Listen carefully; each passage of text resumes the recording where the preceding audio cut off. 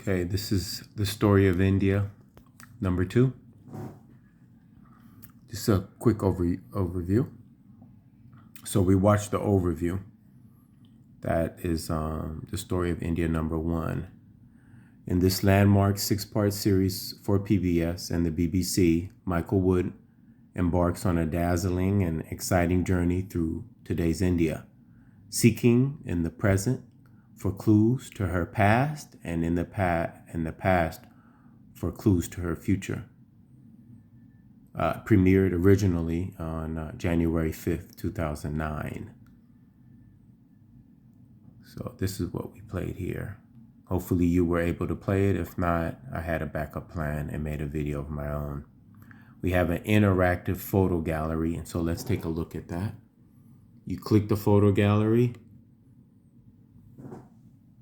and then you see all the different things here.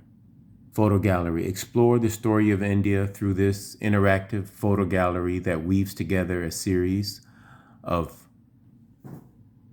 interrelated themes, events, and individuals that help shape India's history. All right, so we click this here. And this says the first one is Kerala. Explore the topic. About the photo, launch a fishing boat, Kerala coast. So let's show the hotspots. And it shows one of the hotspots over. And it says boat building there. That's the hotspot there. And then you could click that. You go to explore the topic. And you have this here.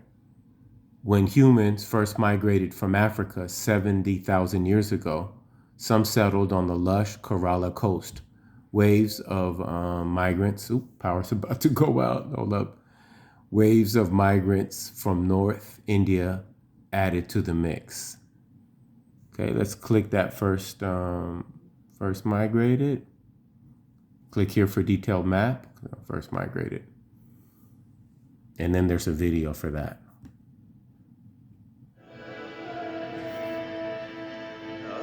Hopefully this will In the tale of life on Earth, the human story is brief. A few hundred generations cover humanity's attempts to create order, beauty, and happiness on the face of the Earth. The beginnings to most of us are lost in time, beyond memory. Only India has preserved the unbroken thread of the human story that binds us all.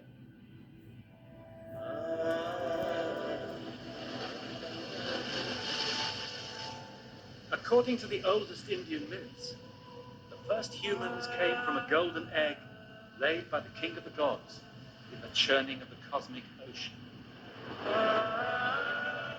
Modern science, of course, works in a less poetic vein, but no less thrilling to the imagination.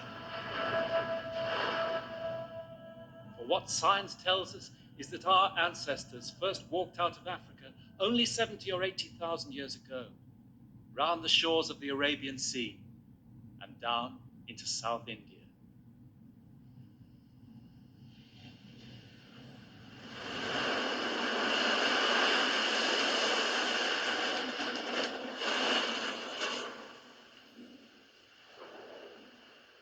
They were beachcombers, barefoot hunter-gatherers, driven as human beings always have been by chance and necessity, but also surely by curiosity, that most human of qualities.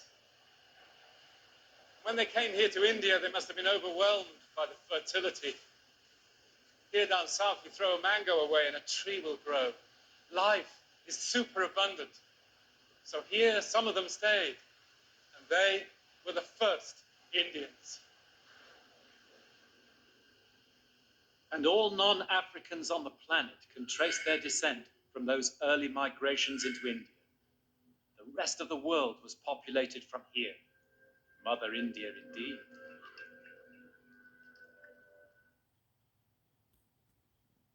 All right, so you saw that. Looks like I still have some time. So you saw that. It says when humans first migrated. Let's see. from Africa 70,000 years ago. Some settled on the lush Kerala coast. Waves of migrants from North India added to the mix. Later, Greek and Roman traders made their way to the coast, calling at the port of Muziris, the most important of 20 ports on the west coast of India. Arab and African ships also came to trade along a coast which was rich in spices, then as now, especially pepper. Also to come were some of India's earliest Christian influences, as well as the establishment of one of the world's oldest Jewish communities outside the Middle East. Vasco da Gama, who had heard about the Indies from traders, arrived in 1498 at the court of Zamorin, hopefully I said that right, in Calcutta, now Kozhikode, to find that his gifts of spices were utterly commonplace in the Kerala coast. Let's take a look at the spices before I charge up.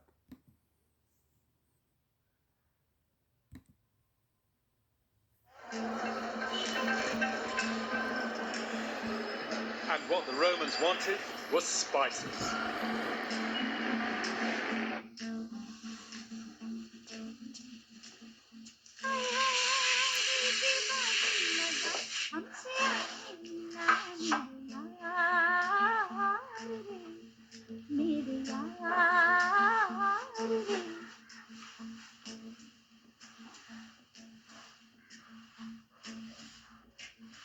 This is one of the pepper warehouses in Old Cochin, built by Jewish merchants from Iraq long ago.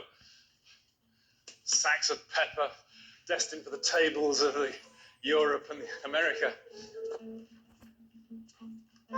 Kerala's Jews first came with the Roman spice trade. You could smell the air. It really is spicy. You know that connotation, heady, dreamy, erotic even. And all of it is the produce of native South Indian plants, some of them weeds, like pepper, a Tamil word. And another South Indian word, ginger.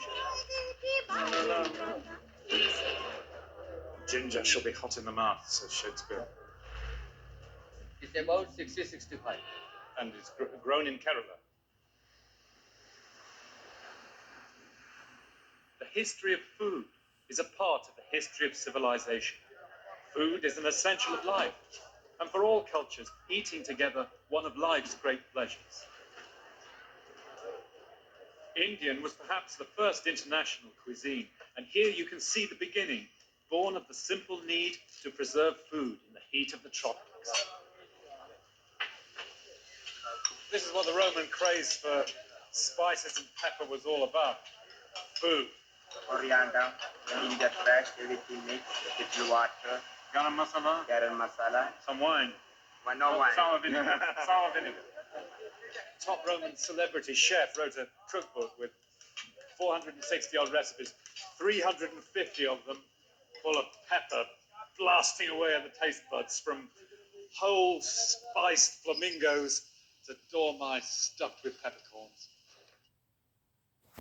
There you have it there. And then they have a little thing that you could read, actually.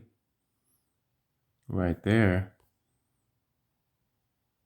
I think that's good enough right there.